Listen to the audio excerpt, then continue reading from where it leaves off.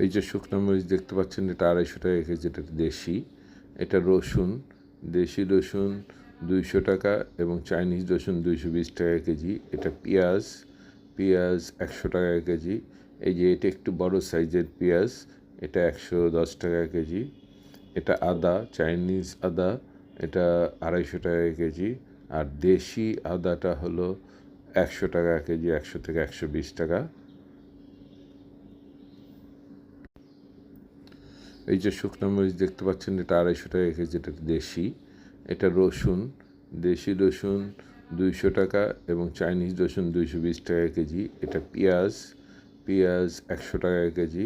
এই যে এটা একটু বড় সাইজের পেঁয়াজ, এটা 110 টাকা কেজি। এটা আদা, চাইনিজ আদা, এটা 250 টাকা কেজি। আর দেশি আদাটা হলো 100 টাকা কেজি, 100 থেকে 120।